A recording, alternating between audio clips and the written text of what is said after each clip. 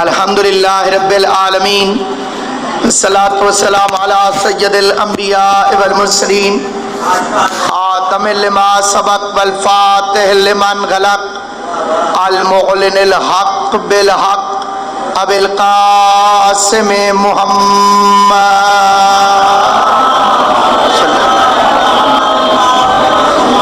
وأہل بیتہ الطیبین الطاہرین المعصومین المنتجبین المظلومین الذین اذهب اللہ عنہم الرجس وطہرہم تطہیرا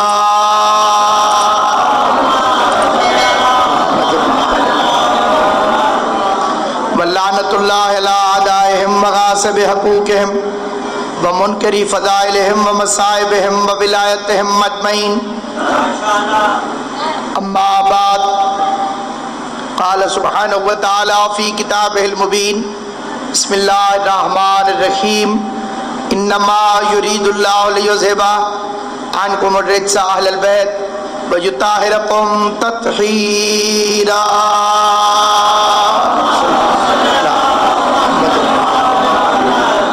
درود پڑھنے میں زحمت تھوڑی ہوتی ہے، عبادت زیادہ ہوتی ہے۔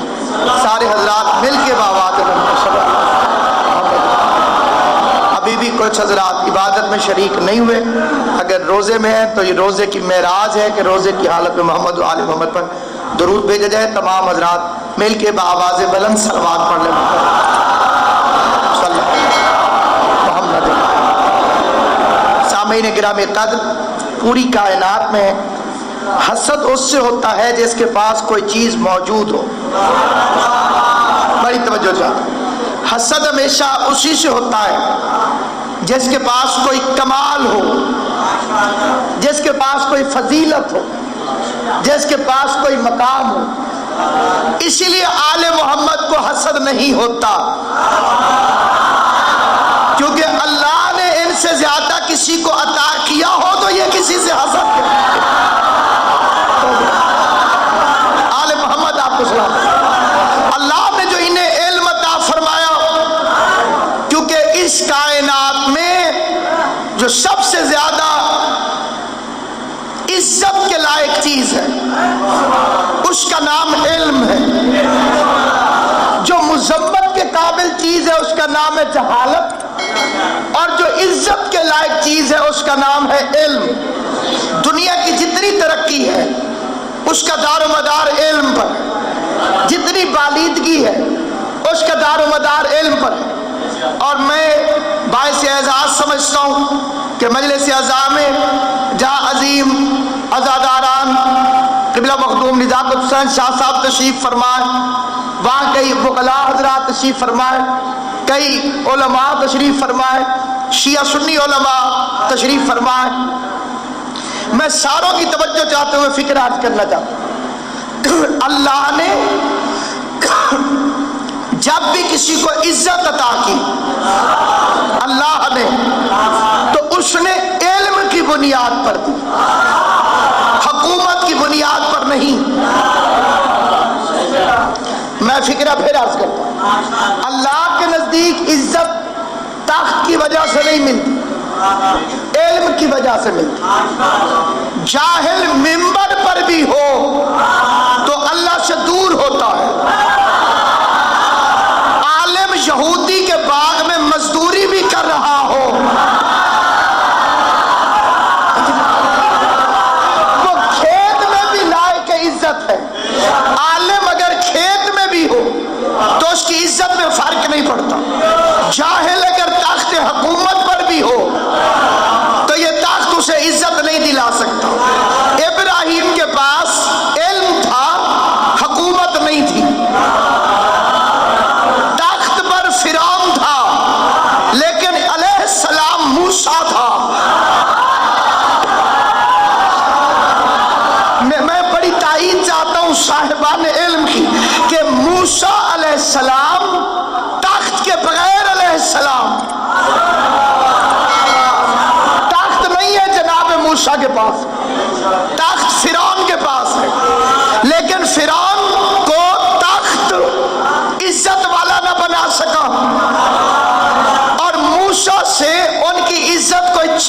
سکا، کیونکہ وہ حجت خدا ہے اور صاحب علم ہے۔ اللہ کی بارگاہ میں، بلکہ پوری تاریخ آدمیت کا پہلا جھگڑا وہ علم کے ذریعے طے ہوا۔ اللہ فرماتا تھا میں آدم کو خلیفہ بناؤں گا، فرشتوں نے اپنی عبادت کو پیش کر دیا، نحنو بحمدک ونقدس لک، ہم تیری حمد کرتے ہیں، ہم تیری تسبیح کرتے ہیں۔ فرشتوں نے اپنی خلافت کے لیے جس چیز کو معیار بنایا وہ عبادت ہے۔ فرشتے کہہ رہے تھے کہ عبادت کی بنیاد پر ہمیں بنا، اور اللہ نے فرمایا انبئونی باسماء ہؤلاء، مجھے ذرا یہ نام بتاؤ۔ عبادت پیش نہ کرو، علم پیش کرو، کیونکہ اللہ کی خلافت کا معیار عبادت نہیں، کیونکہ عبادت ہے بندے اور اللہ کا معاملہ۔ اب کیا پتا کہ جو عبادت میں نظر آ رہا ہے وہ اللہ کو خوش کر رہا ہے یا بندوں کے سامنے ریاکاری کر رہا ہے، کیونکہ تابع عبادت آسان ہے، تابع علم مشکل۔ اس فکرے کو پھر سمجھے، عبادت کا دعویٰ آسان ہے۔ ایک بندہ دعویٰ کرے میں پوری رات سجدے میں رہتا ہوں، آپ کو کیا پتا؟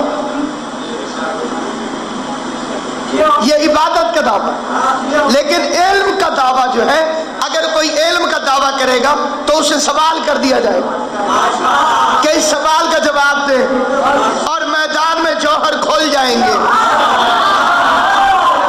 علی کی فضیلت طاقت کی وجہ سے نہیں، علم کی وجہ سے ہے۔ میرے مولا کی فضیلت علم کی وجہ سے ہے، اس لیے کہ کائنات میں کوئی جتنا مرضی شور مچا لے، ہر بندے کا اپنا عقیدہ ہے۔ کوئی یہ کہہ سکتا ہے کہ جناب علی پہلا خلیفہ نہیں، کوئی کہہ سکتا ہے کہ علی امام المتقین نہیں، کوئی کہہ سکتا ہے کہ علی یعصوب الدین نہیں۔ ہو سکتا ہے کہ کوئی علی کو امام المتقین نہ مانے، ہو سکتا ہے کہ کوئی علی کو یعصوب الدین نہ مانے، ہو سکتا ہے کہ کوئی علی کو صراط مستقیم نہ مانے، ہو سکتا ہے کوئی علی کو حبل اللہ المتین نہ مانے، ہو سکتا ہے کوئی علی کو سبیل الہی نہ مانے، ہو سکتا ہے کوئی علی کو باب حتہ نہ مانے، ہو سکتا ہے کوئی علی کو نبع العظیم نہ مانے، ہو سکتا ہے کہ کوئی کہہ دے کہ علی صاحب لواء الحمد نہیں ہے، ہو سکتا ہے کہ کوئی کہہ دے کہ علی صدیق اکبر نہیں ہے، ہو سکتا ہے کہ کوئی کہہ دے کہ علی فاروق اعظم نہیں ہے، ہو سکتا ہے کہ کوئی کہہ دے علی سبل احتشام نہیں ہے، ہو سکتا ہے کہ کوئی کہہ دے کہ علی روزی تقسیم نہیں کرتا، ہو سکتا ہے کہ کوئی کہہ دے کہ علی نے سورج واپس نہیں پلٹایا تھا، ہو سکتا ہے کہ کوئی کہہ دے کہ علی نے آدم کی توبہ قبول نہیں کرائی تھی، یہ بھی ہو سکتا ہے کہ کوئی کہہ دے کہ علی نے نوح کی کشتی پار نہیں لگائی تھی، یہ بھی ہو سکتا ہے کہ کوئی کہہ دے کہ علی نے یوسف کو کنویں سے نہیں بچایا تھا، یہ بھی ہو سکتا ہے کہ کوئی کہہ دے کہ فرشتے علی کا حکم نہیں مانتے، یہ بھی ہو سکتا ہے کہ کوئی کہہ دے کہ علی رب نہیں ہے، یہ بھی ہو سکتا ہے کہ کوئی کہہ دے کہ علی صفات پروردگار کا مظہر نہیں ہے، یہ بھی ہو سکتا ہے کہ کوئی کہہ دے کہ علی مصطفیٰ کا جانشین نہیں ہے، ہو سکتا ہے کوئی کہہ دے علی خلیفۃ بلا فصل نہیں ہے، ہو سکتا ہے کہ کوئی کہہ دے علی یاسین کا امام مبین نہیں ہے، ہو سکتا ہے کہ کوئی کہہ دے کہ علی صاحب لواء الحمد نہیں ہے۔ علی کے نقطہ پائے بسم اللہ ہونے کا کوئی انکار کر سکتا ہے، علی کے وارث قرآن ہونے کا کوئی انکار کر سکتا ہے، علی کا تعویل قرآن کرنے کا کوئی انکار کر سکتا ہے، علی کے مسلم اول ہونے کا کوئی انکار کر سکتا ہے، علی کے کائنات کے ہادی ہونے کا کوئی انکار کر سکتا ہے، علی کے پہلے امام ہونے کا کوئی انکار کر سکتا ہے، لیکن کوئی آنکھوں سے اندھا بھی ہو، کانوں سے بہرا بھی ہو، پھر بھی یہ نہیں کہہ سکتا کہ علی عالم نہیں تھا۔ اس لیے کہ اگر میرا مولا عالم نہ ہوتا تو بڑے بڑے لوگوں کو ہلاکت سے کیسے بچانا؟ اگر میرا مولا عالم نہ ہوتا تو بڑے بڑے لوگوں کو ہلاکت سے کیسے بچانا؟ اور جب دعوی علم کیا تو اس دور کے لوگ بھی آرام سے نہیں بیٹھے، علی سے ایسے سوال پوچھو کہ علی حیران ہو جائے۔ چنانچہ میرا مولا وضو کر کے مسجد میں آ چکا، اور صاحبان علم جانتے ہیں کہ مومن کے لیے نماز کا اول وقت نہایت اہم ہوتا ہے، اور اول وقت کی حدیں وہ مقرر ہیں۔ وقت گزر جائے تو اول وقت گزر جائے۔ ایک جنگ میں میرے مولا سے بڑا عجیب سوال کیا ایک بندے نے، اور اس سے بھی عجیب جواب دیا میرے مولا نے۔ مولا علی جنگ لڑ رہے ہیں، بندے نے آگے پوچھا یا علی کیا نماز کا وقت ہو گیا؟ مولا نے فرمایا لا نام، نہیں ہاں۔ بندہ حیران ہو کے کہتے یا امیر المومنین یہ جواب کیا ہوا؟ پہلے نہیں اور پھر ہاں۔ فرمایا جب تو نے پوچھا تو اس وقت نہیں ہوا، اور جب میں نے لا کہا تو لا کہتے کہتے ہو گیا۔ اور ہے یہ نہیں، ہم فیصلے کرتے ہیں گھڑی کو دیکھ کر، اور وقت فیصلے کرتا ہے علی کی مرضیوں کو پوچھ کر۔ اب ان کا ارادہ ہے کہ امیر المومنین کی تکبیر اولا کو پہلی اللہ اکبر قضا کر مولا مصلی پہ ہے، بدے کو یا امیر المومنین کون سے جانور بچے دیتے ہیں اور کون سے جانور انڈے دیتے ہیں؟ چھوٹے چھوٹے بچوں کے لیے بھی آج یہ سوال مسئلہ نہیں ہے، کیونکہ اس کا جواب علی بتا چکے ہیں۔ اگر میرا مولا نہ فرما چکا ہوتا تو پوری کائنات کے علماء اور صاحبان علم اکٹھے ہو کے بیٹھتے، پھر بھی مکمل جواب نہ دے پاتے، پھر بھی کچھ جانور رہ جاتے۔ علی علیہ السلام نے فرمایا جن کے کان باہر ہیں وہ بچے دیتے ہیں، اور جن کے کان اندر ہیں وہ انڈے دیتے ہیں۔ اللہ اکبر۔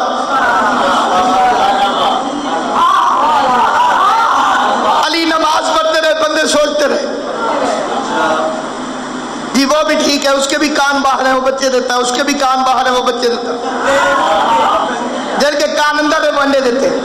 علی نے نماز ختم کی، ایک بندہ لیٹ پہنچا تھا، منصوبے میں شامل تھا، سازش کا شریک تھا، پہنچا لیٹ تھا، اسے یہ پتہ نہیں چلا کہ سوال ہو چکا ہے، اسے پھر وہی سوال پوچھ لیا یا علی کون سے جانور بچے دیتے ہیں اور کون سے جانور انڈے دیتے ہیں؟ علی علیہ السلام نے دیکھا سوال پرانا ہے، سائل نیا ہے، اور علی نئے سائل کو پرانی خیرات نہیں دیتا۔ علی چاہتا تو فرما دیتا کہ میں نے جواب دیا ہے، ان بندوں سے پوچھ لو۔ علی چاہتے تو وہی پہلے والا جواب دہرا دیتے۔ علی نے دیکھا منگتا نیا ہے، خیرات تبدیل کر۔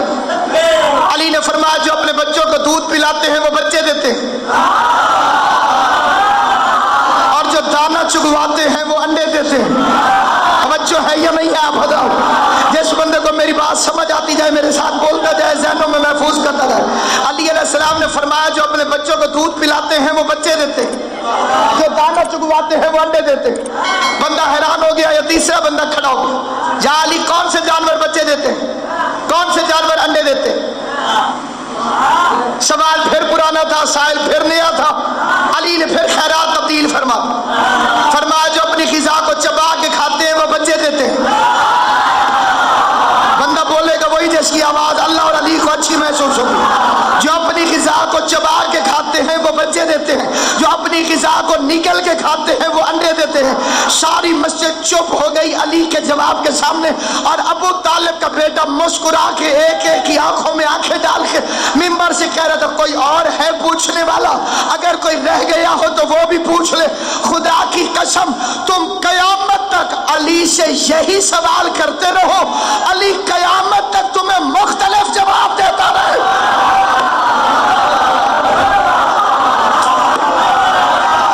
سلامت و آباد صاحب، تم مجھ سے یہی سوال کرتے رہو، میں قیامت تک مختلف جواب دیتا رہوں۔ ایک شخص ہے جس کا نام ہے ایڈورڈ کلارک،